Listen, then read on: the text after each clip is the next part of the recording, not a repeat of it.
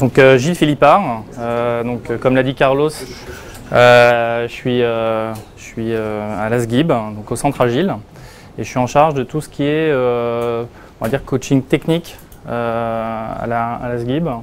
Donc, globalement, j'ai recruté les coachs techniques, j'ai mis en place tout le framework donc voilà, je suis plutôt, on va dire, dans un rôle d'expert. D'ailleurs, je viens de me rendre compte que j'aurais peut-être dû lui demander une augmentation. C'est tout. Ouais.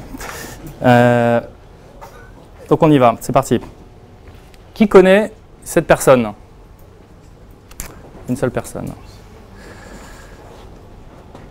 Donc ce monsieur, il a dit quelque chose de très important en 2011, c'est que le software est en train de manger le monde. Alors si vous en êtes pas rendu compte, essayez de regarder un petit peu les news.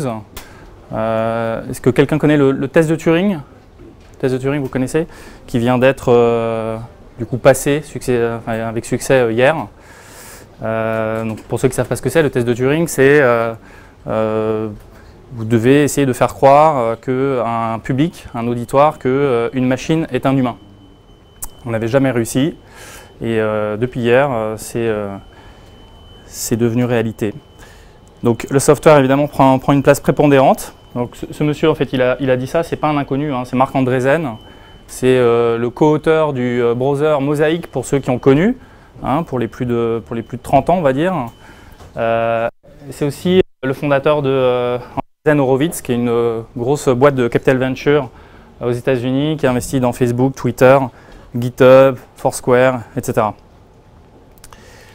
Donc Carlos vous a parlé de notre transformation agile qui a commencé en 2011. Donc,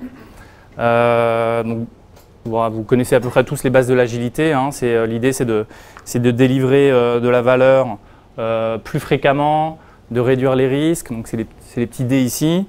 Et que ça ne coûte pas beaucoup plus cher à la fin qu'au début, qu'on arrive toujours à maîtriser son cycle de développement. Donc, on est agile depuis 2011. Globalement, on déployait du Scrum, du Kanban, donc, ou un mix des deux, donc Scrumban, pour ceux qui connaissent le Scrumban aussi. Donc, c'était un vrai succès, indéniable. Meilleure communication avec nos clients, mais aussi entre nous, entre les différents interlocuteurs d'une équipe de dev. Des livraisons plus fréquentes. Et quelque chose de très important qu'a dit un de nos clients lors d'un témoignage, c'est que maintenant, ils peuvent se tromper. Et ça, c'est vraiment quelque chose de très important pour eux. Avant, il fallait qu'ils soient certains d'avoir fait la bonne spec, d'avoir fait la bonne demande, etc.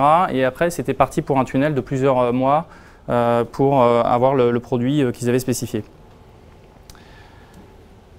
95% de client satisfaction, donc ça c'est un chiffre donné par notre business suite à un survey. Et ils sont venus nous le dire en personne à notre foire agile qui est notre grande messe qu'on fait 3 ou 4 fois par an. Donc un vrai succès. Mais en fait c'est pas si rapide que ça. Pourquoi? Parce que avoir un nouvel environnement, ça prend des jours. Le regression testing, donc qui est le test de non-règle à la fin, la recette, etc., ça prend des semaines. Avoir une nouvelle infrastructure, ça prend littéralement plusieurs mois. Et en fait, on construit non pas de la valeur, mais un stock de fonctionnalités qui est prête à être testé, qui va prendre très longtemps pour être recetté et qui finalement n'apporte pas de valeur au client. Et quand on en apporte, la valeur, on ne la mesure même pas. On ne sait pas. Est-ce que ça valait le coup en fait, de développer cette fonctionnalité qui nous a coûté peut-être 100K et qui finalement rapporte rien, personne n'utilise. Donc voilà. Alors, un petit chiffre, c'est 60% des fonctionnalités développées dans le monde du logiciel ne sont pas utilisées. Donc c'est pas si rapide que ça. Donc, vous vous souvenez de la voiture là qu'on avait vue avant, c'était une Audi. Une Audi RS4. D'ailleurs, une petite anecdote là sur Audi, j'y réfléchissais là ce matin. Un truc très intéressant, Audi Marketing fait du continuous marketing. Qu'est-ce que ça veut dire? Le continuous marketing, en fait, ils ont pris les concepts de continuous delivery et ils l'ont appliqué au marketing. Ils sont capables, en l'espace de quelques jours, de livrer une nouvelle campagne de marketing sur leurs produits à la demande. Le business dit, voilà, il faut absolument qu'on se communique là maintenant, et tout est prêt.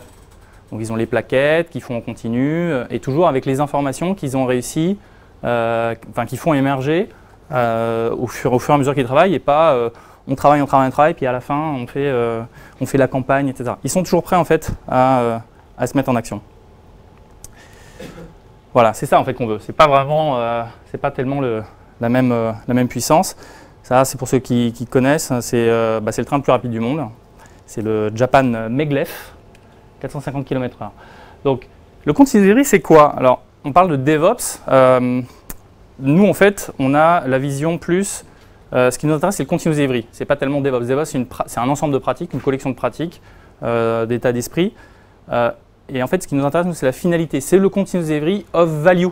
C'est ça qui est vraiment important. Si vous vous rappelez le manifeste agile, c'est le premier principe du manifeste agile. Donc, il y a plusieurs éléments dans le continuous delivery pour y arriver. Il y a, on va dire, des compétences au niveau flow. Donc, c'est le Scrum, le Kanban, j'organise mon travail, je fais des backlogs, etc. J'interagis avec mon client. Il y a quelque chose de nouveau qui s'appelle le craftsmanship, je vais en parler un petit peu plus tard. Il y a donc DevOps. Et il y a un truc qui est important pour nous, c'est la flexible architecture, sachant qu'on a plusieurs centaines d'applications chez nous et elles sont assez fortement connectées les unes aux autres. C'est très difficile de dire vous faites du continuous delivery, comme l'a dit Carlos, sur une petite application et que ça apporte de la valeur tout seul. En fait, il faut que ce soit traversant et que le continuous delivery se fasse sur des features qui sont cross-application. Alors, qu'est-ce qu'on a fait? On a assemblé d'abord une équipe pour y aller. Donc, on a plus de 30 coachs. On a une bonne douzaine d'experts dans toutes les disciplines. On a 32 équipes à emmener au niveau 3 du continuous delivery. Je vais vous expliquer ce que c'est le niveau 3 après. Et plusieurs douzaines au niveau 1 et 2. Comment on procède? D'abord, on assesse l'équipe, on passe un contrat avec eux, ensuite on les transforme et on mesure les impacts.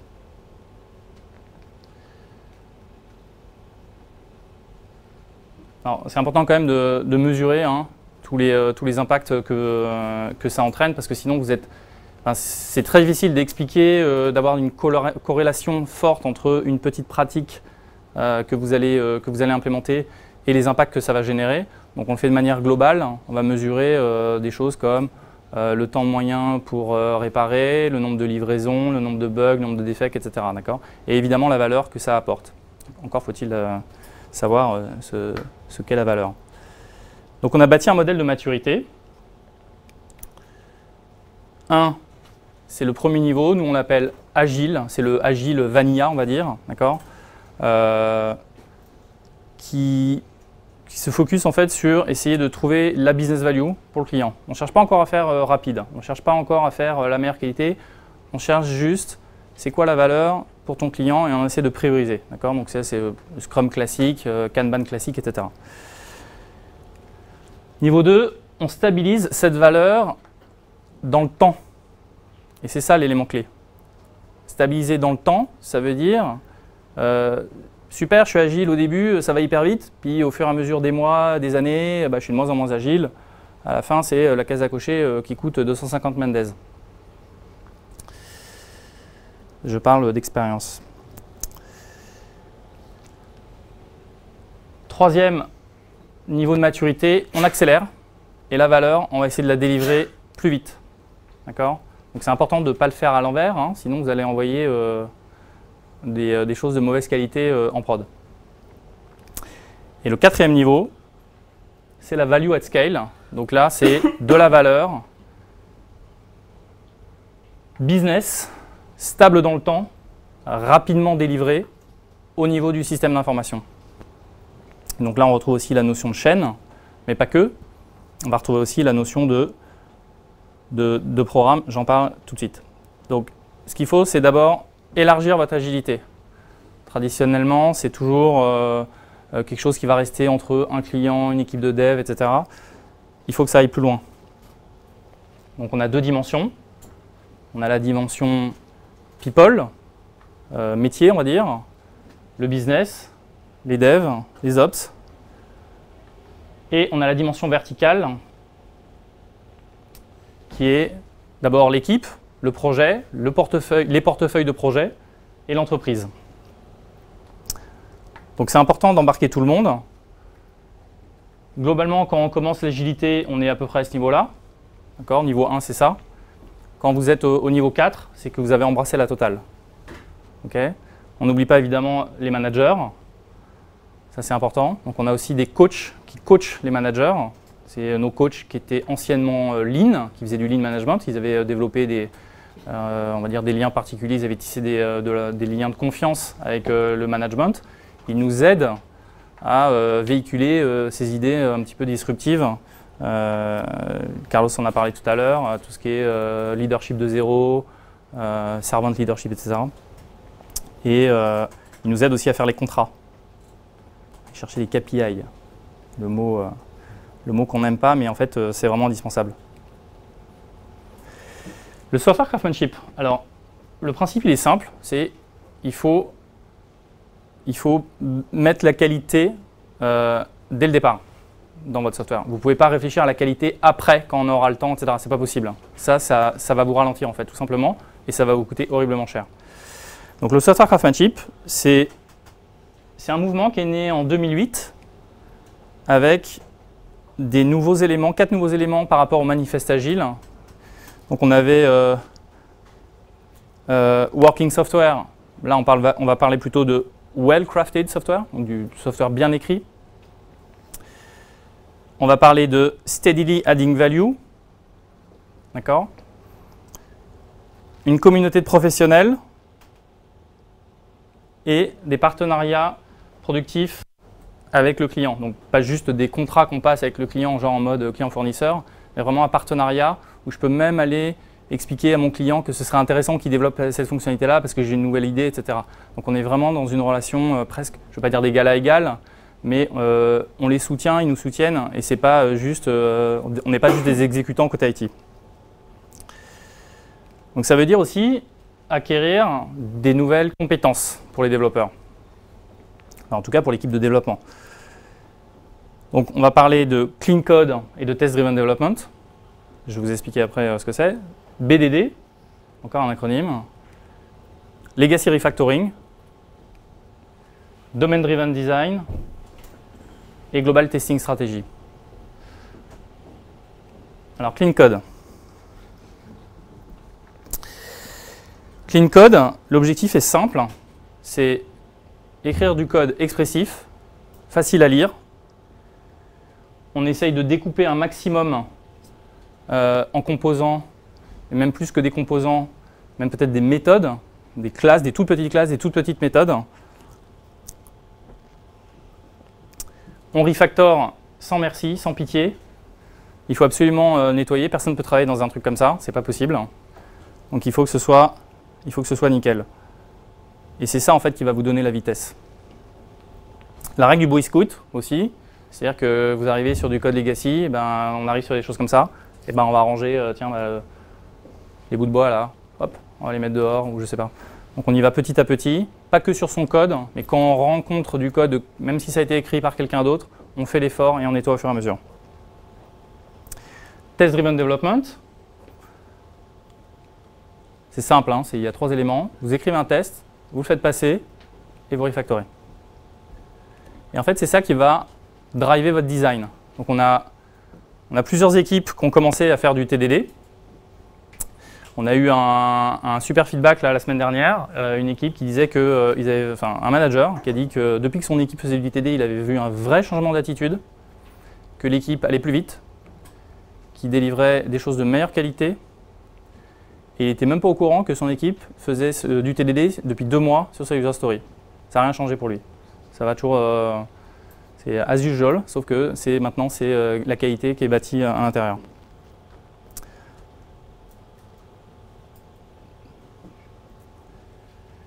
Behavior Driven Development, donc le BDD, tout est sur le dessin. C'est simple. C'est vous drivez votre développement à partir d'exemples discutés avec le client. C'est-à-dire qu'on ne prend pas juste une commande, genre des specs écrites sur un Word, et puis on va coder. On va aller challenger, on va essayer de comprendre pourquoi, on va essayer de chercher la meilleure manière de faire. On va demander à l'utilisateur, au end-user directement, donne-moi des exemples concrets. En général, lui, il a toujours, dans le domaine de la finance, ils ont toujours une macro quelque part qui permettra de valider que.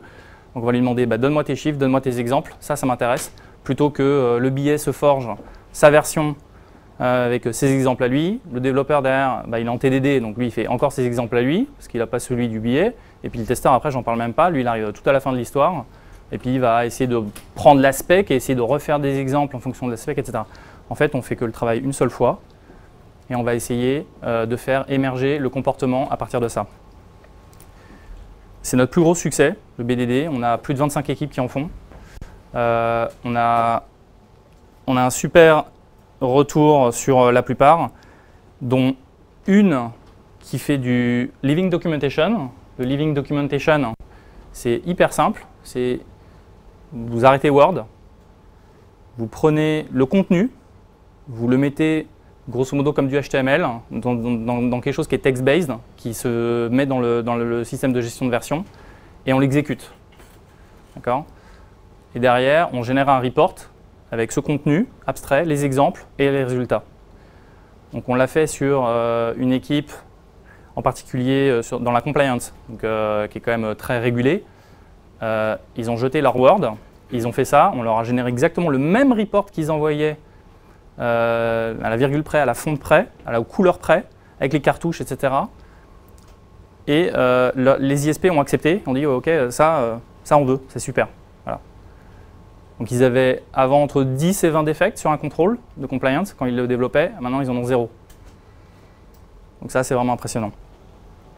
Notre plus grosse équipe qui a adopté, il y a environ 60 développeurs et pas loin d'une dizaine de billets. Le legacy refactoring. Alors, vous savez tout ce que c'est le legacy code? Ouais. Legacy code, c'est compliqué parce qu'on ne sait pas par où commencer. Donc on se dit, il y a du code, alors il me faut des tests pour m'assurer que je ne vais pas casser tout. Le problème, c'est qu'il n'y a pas de test. Parce que c'est pas testable, je vais devoir refactorer. Et puis là, on rentre dans un cycle infernal et on ne sait pas par où commencer. Donc, on apprend avec des patterns de transformation comment changer au fur et à mesure ce code legacy en touchant le moins possible au code de production et en travaillant sur des techniques type mocking, fake, etc. avec des patterns d'extraction de comportement qu'on fait via l'IDE. Donc, c'est safe. En général, c'est assez safe. On va évidemment essayer de se bâtir aussi un filet de sécurité avec par exemple des choses comme BDD qui sont assez boîte noire. On n'a pas trop besoin de savoir comment ça fonctionne à l'intérieur. Pour vous donner un exemple, on l'a fait sur du Informatica, ça marche. En fait, il suffit juste qu'on puisse appeler à un moment le système. Et puis si on peut déclencher quelque chose et qu'on peut après constater quelque chose, grosso modo, vous pouvez faire du BDD. Et des techniques aussi comme la technique Mikado. C'est encore assez jeune, on n'a pas encore suffisamment d'auto d'expérience pour dire ça marche, mais on l'a essayé à 2 endroits et ça a plutôt pas mal fonctionné. Donc la Mikado méthode, c'est grosso modo, vous construisez un arbre de connaissances sur toutes les actions que vous devez mener et dans quel ordre pour transformer le code sans rupture. C'est-à-dire que tous les tests passent tout le temps et le code n'est jamais cassé, ça compile évidemment, etc. Donc c'est quelque chose qu'on est en train de déployer aussi. Domain Driven Design, donc là on rentre à chaque fois, donc là c'est toujours un petit peu plus élevé le niveau. Domain Driven Design, ce sont des idées qui ont à peu près 10 ans et qui sont enfin en train, un peu comme l'agilité, vous me direz, un peu en train de revenir un peu au goût du jour pour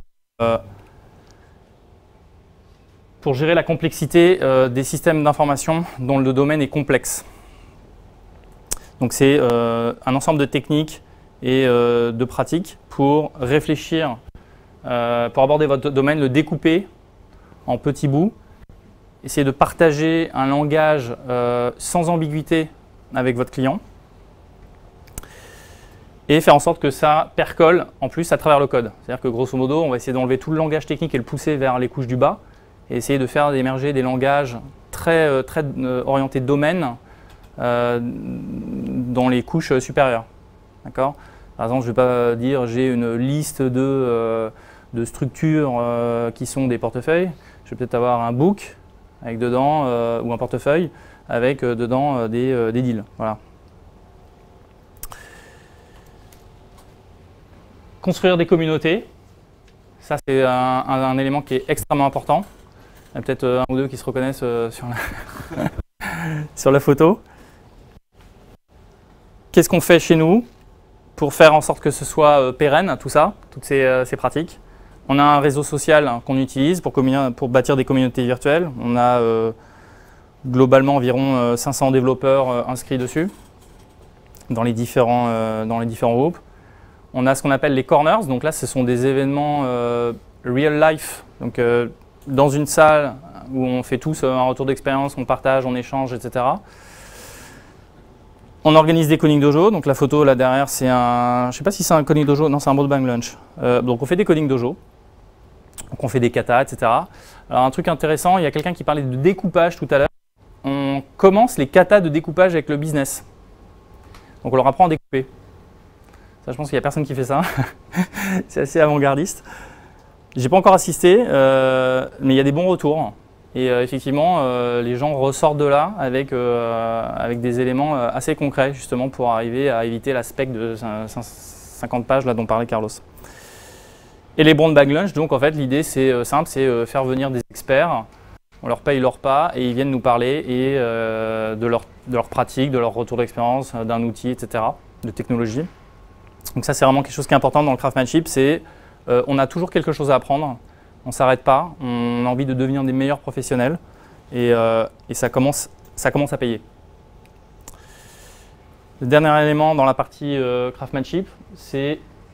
Alors j'ai appelé ça Comprehensive Testing Strategy chez nous, ça ne rentrait pas le titre, donc on va l'appeler Global, c'est pareil.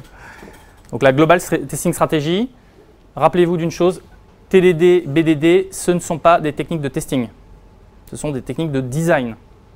D'accord? L'outcome, c'est, on a des tests effectivement, mais ça ne suffit pas pour se rassurer et dire j'appuie sur le bouton Go et je mets en production. D'accord?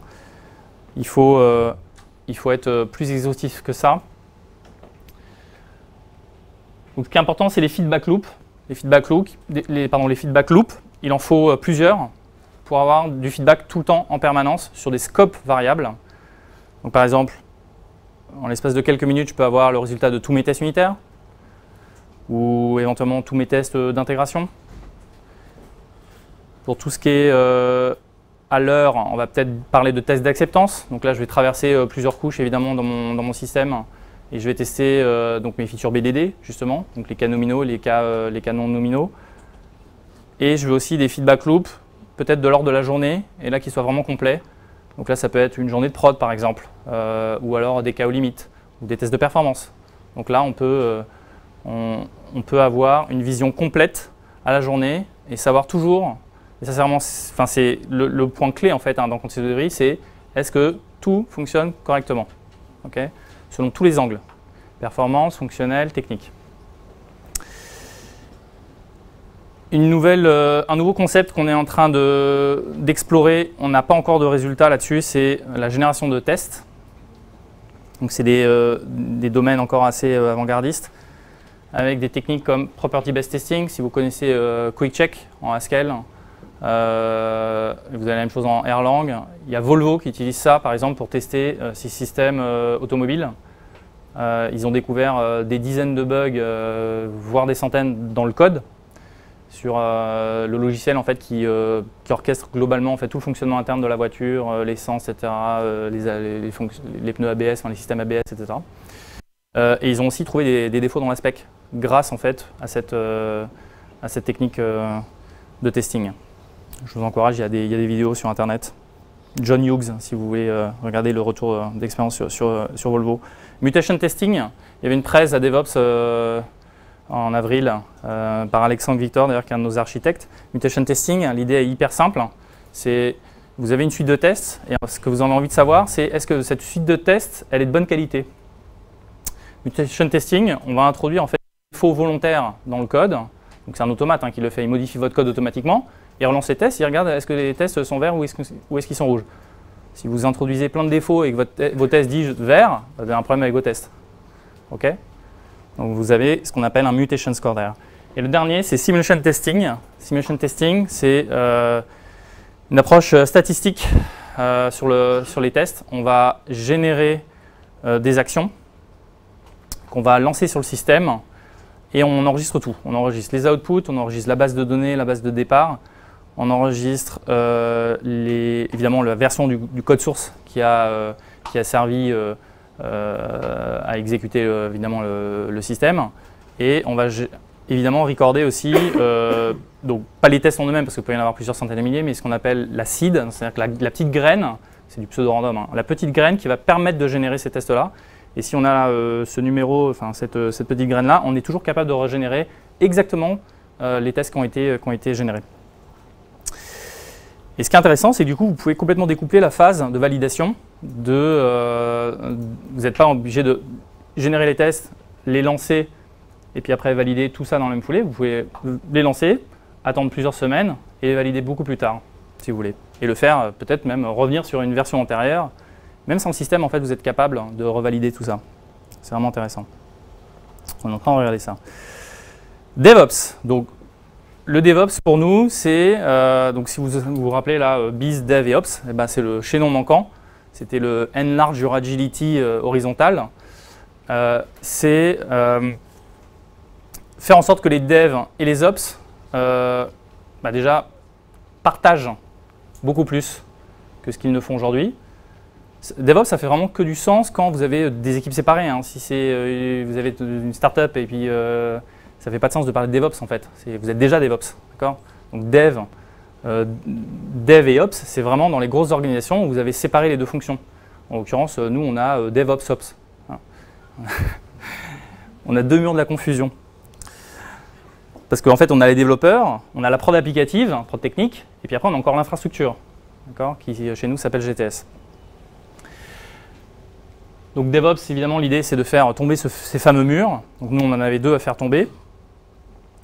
Des moyens techniques pour y arriver, infrastructure as code, deployment pipeline et métrologie. Je vais vous en parler un petit peu plus en détail après. Alors les environnements. Alors c'est rigolo parce que je suis tombé sur cette vidéo du Forrester, donc Diego Lo Giudice. C'est un expert du Forrester et qui nous dit hier, the biggest issue organizations have today is the provisioning of test environments. Et il a raison, c'est le plus gros frein dans l'adoption de pratiques DevOps parce que en fait, c'est le fait d'avoir des environnements qui va vous permettre de pouvoir tester rapidement plein de configurations différentes. Et si vous n'avez pas la possibilité de construire des environnements rapidement et de les mettre à disposition, eh ben, vous allez avoir beaucoup de mal. Heureusement, Gutenberg à la rescousse. Infrastructure as code, c'est assez simple. On enregistre un blueprint de votre infrastructure sous forme textuelle. On décrit en fait une recette qui va vous permettre d'instancier plusieurs fois, comme un journal, on va l'imprimer plusieurs fois. Donc je ne sais plus si ça s'appelle les plaques, c'est ça, il me semble. Donc les plaques, et ben voilà, c'est ça. On va construire une recette. Alors vous avez plusieurs outils pour ça, Puppet, Chef, etc. Nous, on est plutôt parti sur Puppet. C'est pas encore sûr que ce soit cette technologie-là qu'on choisisse. Et vous allez donc construire votre infrastructure en provisionnant des machines dans le cloud. Donc on a construit un cloud privé, comme l'a dit Carlos tout à l'heure. Et c'est marrant parce qu'en fait on a eu ce fameux prix là de VMware parce qu'on a discuté pendant des semaines et des semaines avec eux sur le fait que le cloud, on voulait qu'il soit comme ci et pas comme ça, etc. On voulait grosso modo qu'il y ait des API pour qu'on puisse faire du zero touch provisioning et qu'il n'y ait plus une seule intervention manuelle pour construire les environnements. Et en l'occurrence, VMware a racheté Puppet Labs.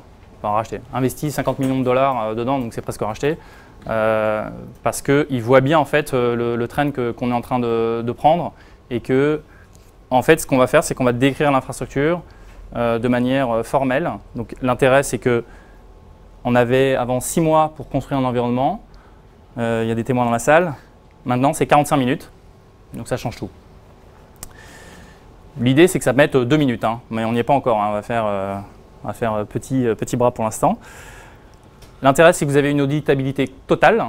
Donc, notre département sécurité était plutôt agréablement surpris en fait, parce que ça allait pouvoir nous apporter en termes de fiabilisation, de sécurité, etc.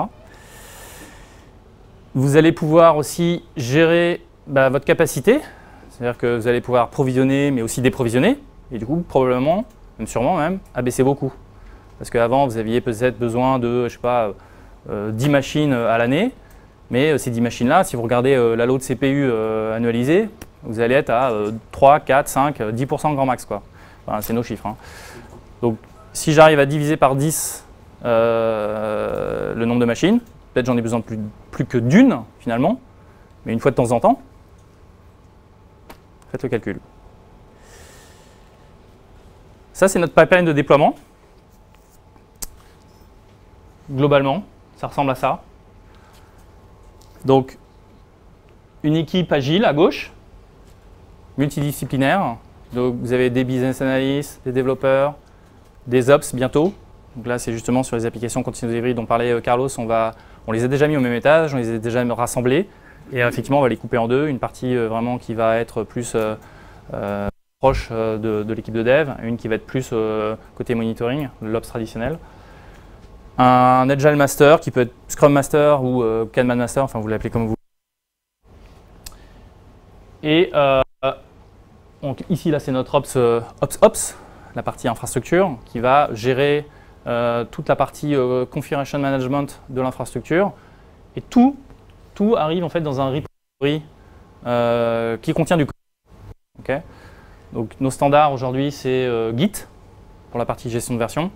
On est en train de s'orienter vers une solution de collaborative de social coding, comme on appelle ça, en l'occurrence GitHub Enterprise, qu'on est en train de test driver. Le choix n'est pas encore arrêté. Que tout le monde utilise ce même repo et qu'on puisse même échanger des recettes avec notre infrastructure, peut-être leur soumettre des corrections, des choses comme ça, ou peut-être même tester leurs recettes en avance de phase pour construire la partie, on va dire, invariante de l'infrastructure et que nous, derrière, on puisse faire des scripts de post-install pour déployer on va dire, tout ce qui est nécessaire pour que nos applicatifs fonctionnent, type middleware. Des queues, des serveurs d'application, des choses comme ça. Donc vous voyez en fait que quasiment tout est automatisé à l'intérieur de la boîte grise et que finalement ce sont que des gens qui interagissent avec une software factory, ce qu'on appelle le deployment pipeline, qui est vraiment en mode complète automatisation. Donc la compilation évidemment, le passage de toutes sortes de tests, hein, c'est la partie acceptance. Derrière le provisioning, enfin le déploiement avec du provisioning dans le cloud, donc je n'utilise que ce dont j'ai besoin. Et derrière, on peut lancer des scénarios plus compliqués, genre des tests de performance, des tests de montée en charge, des tests de résilience. Bientôt, on va pouvoir définir aussi le network de manière logicielle, donc on virtualise ça également. Donc je vais pouvoir peut-être même faire des network partitions et voir qu'est-ce qui se passe en fait quand je perds le réseau là, qu'est-ce qui se passe, est-ce que mon applicatif qui était déployé sur un cluster, est-ce qu'il continue à fonctionner? Donc ça, c'est des choses aujourd'hui on ne peut pas faire, c'est très compliqué. Ou par exemple simuler je sais pas, une latence élevée avec on a un applicatif, je sais pas, la base de données elle est à Paris, et puis on a des traders qui sont à Hong Kong. Comment ça se comporte? Est-ce que l'application tient la charge? Est-ce que ça performe? Est-ce que les SLA en fait sont tenus? Voilà, le sponsor il est là-bas, en bas à droite. Il donne son go. Il appuie sur un bouton, grosso modo. C'est comme les clés, là, vous savez, ils sont à la NASA ou je sais pas quoi, où il y a le code rouge, là, enfin, la mallette, on ouvre et il y a deux personnes qui appuient sur le bouton. Là, c'est à peu près pareil l'idée. C'est qu'on puisse se loguer peut-être sur une interface. et qu'on puisse tous tourner ensemble la clé, donc peut-être le responsable de l'équipe de dev ou du projet, le sponsor et les équipes opérationnelles pour s'assurer que tout est bien prêt pour mettre en production. Un élément qui est important aussi, c'est la métrologie. Donc la métrologie, c'est déjà rendre l'information visible, parce qu'il y a plein d'informations qui sont inexploitées.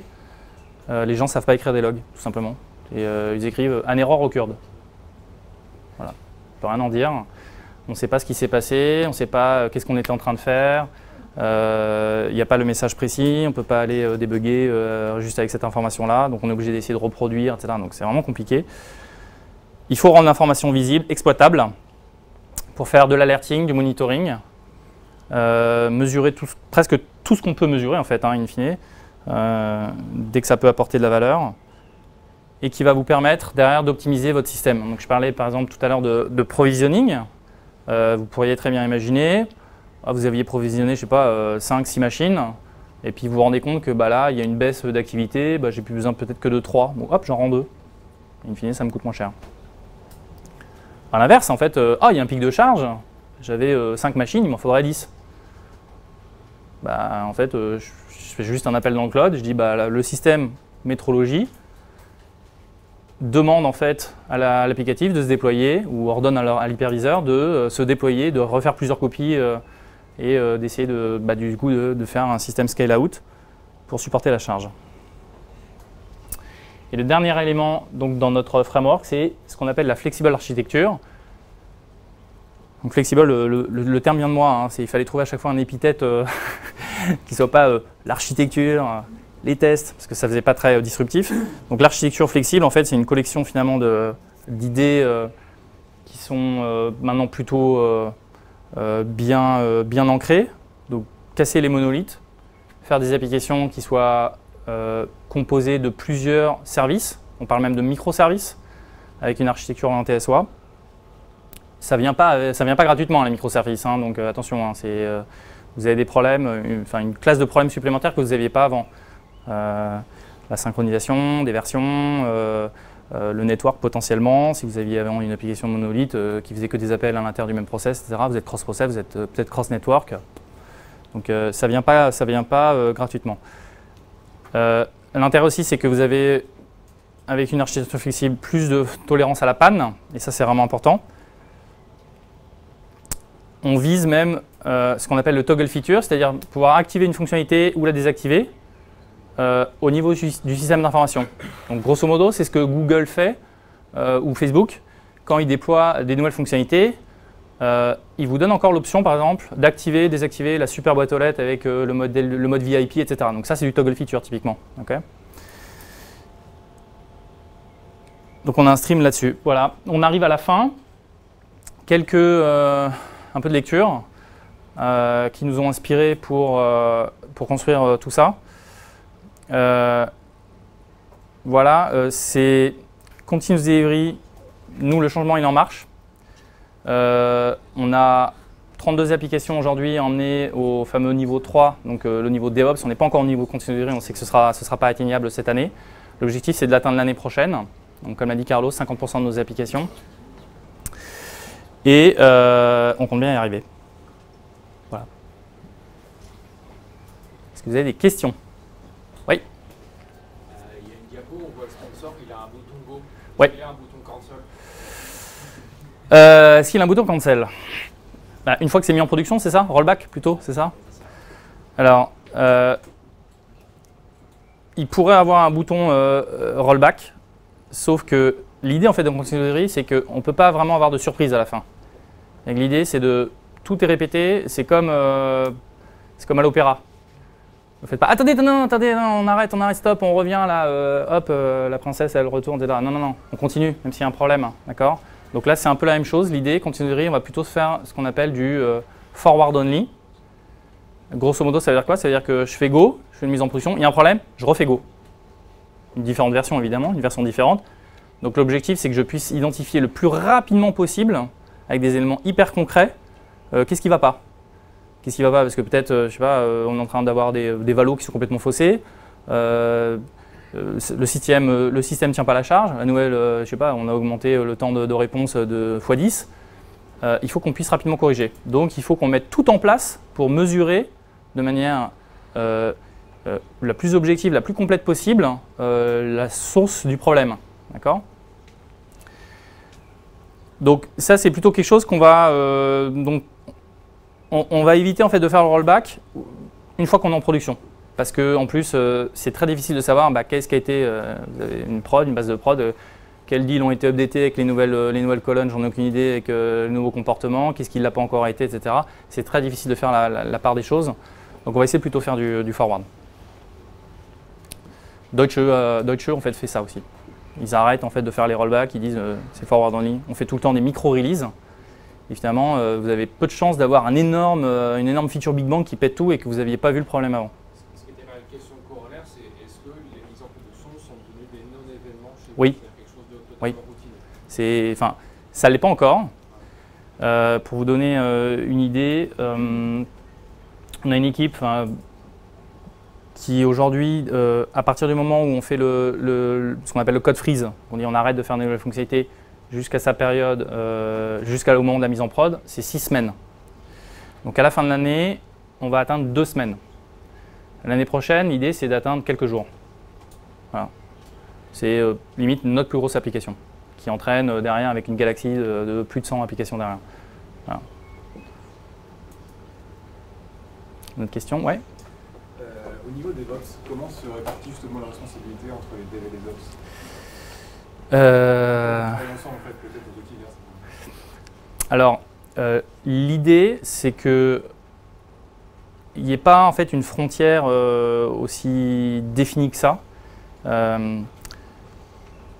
Les développeurs, ils ont quand même une passion, c'est construire des choses, créer une solution, créer un produit. Les ops, leur plaisir, c'est le système fonctionne. Pas trop savoir comment c'est fait à l'intérieur, le code, etc. Ça m'intéresse pas trop. Par contre, c'est une belle machine, un peu la Harley Davidson pour le non-bricoleur. Mais il faut que les uns et les autres en fait sachent ce que fait l'autre.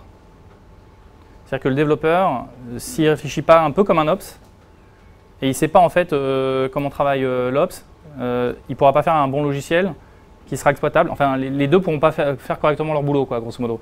Si l'ops ne sait pas monitorer, s'il ne sait pas extraire des choses, des informations intéressantes une fois que c'est en production, il ne peut pas donner le feedback en fait au développeur. Le développeur, il y a plein de développeurs, ils ne savent même pas quand leur application elle performe en prod, est-ce que les features sont utilisées, est-ce que les SLA, quels sont les SLA? Comment vous faites pour en amont justement avoir… Justement, la colocalisation, c'est ce qu'on va faire dans le lab. Et ce qu'on est en train de faire, c'est faire peut-être des ateliers communs. On travaille sur les user stories. C'est quoi, par exemple, toi, tes critères d'acceptance en tant qu'ops? Tu seras content si tu es capable de déterminer combien de deals passent à la seconde sur le système, savoir où est-ce que je me suis arrêté lorsque le batch s'est arrêté. Et c'est quoi l'option en fait pour redémarrer? Ah, fallait redémarrer? Ah ben non, je savais pas, je pensais qu'on redémarrait tout. Enfin voilà, reprendre où est-ce qu'on s'en était arrêté, etc. Typiquement, c'est le genre de choses en fait qu'il faut construire. Il faut y penser en fait dès le départ. Donc c'est de la sensibilisation des développeurs au métier d'ops et des ops au métier de dev. Voilà. Donc pour que ce soit plus facile, on les a mis au même étage. Et colocalisés, maintenant ils sont pas dans une autre tour, ils sont à côté de toi et tu peux lui parler, tu peux le connaître et vous pouvez échanger. Et vous voulez quand même splitter à terme, on va dire une partie DevOps et le DevOps Ops? On ne sait pas trop de quoi l'avenir sera fait. Je ne sais même pas si on aura encore un DevOps Ops dans 10 ans. Une infrastructure qui serait à nous, on-premise. Qui dit qu'on ne sera pas chez Amazon, chez CloudBees, aucune idée. C'est trop tôt pour le dire, on ne sait pas. Aujourd'hui, on va rester comme ça. Même les colocalisés, des fois, ça ne suffit pas. Parce que, oui, bien sûr. Mais ça veut dire que les ops sont impliqués très tôt dans le projet, justement pour cette sensibilisation. Oui. Là, en fait, on commence à faire cette sensibilisation et cet amalgame entre les différentes compétences. De la même manière que maintenant, on met, j'en ai pas parlé sur BDD, mais on met des business analysts, des testeurs et des développeurs dans la même salle. Voilà. Et faites émerger en fait les tests de comportement pour tester le comportement. Oui. Justement, comme l'idée Karim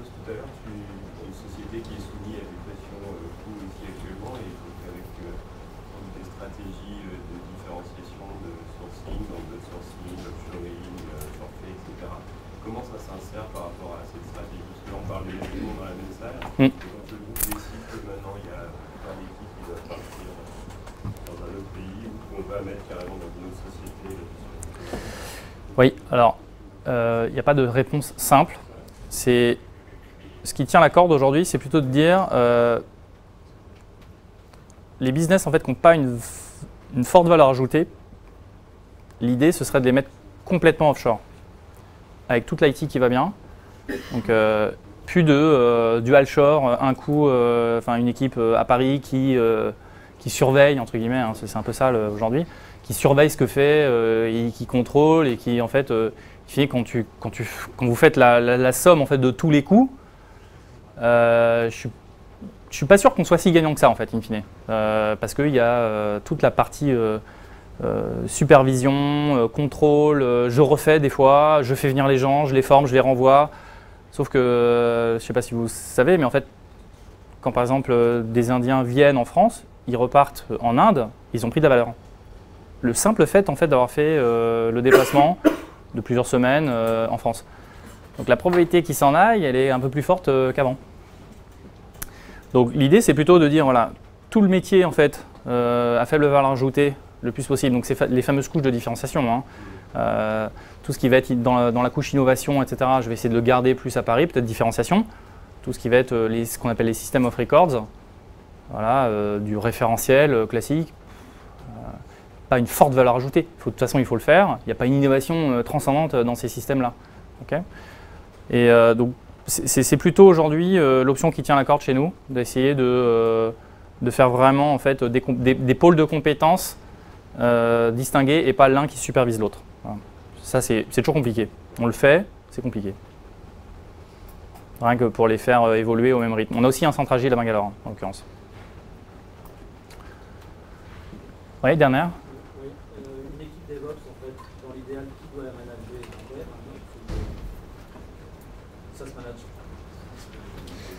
En termes de responsabilité, c'est pour compléter un peu la question. Oui, en fait, je pense que Carlos a plutôt pas mal répondu tout à l'heure. En fait, ça dépend déjà de ce qu'on entend par le terme manager. Le manager 2.0, entre guillemets, comme l'a dit Carlos, hein, il balaye. Hein, il s'assure en fait que ça ronronne, en fait, que l'équipe tourne. Voilà, Même s'il doit balayer, il doit avoir une sensibilité plutôt nette ou aucune. Il faut qu'il comprenne son métier, il faut qu'il comprenne le métier donc, de son client déjà, ça c'est indispensable.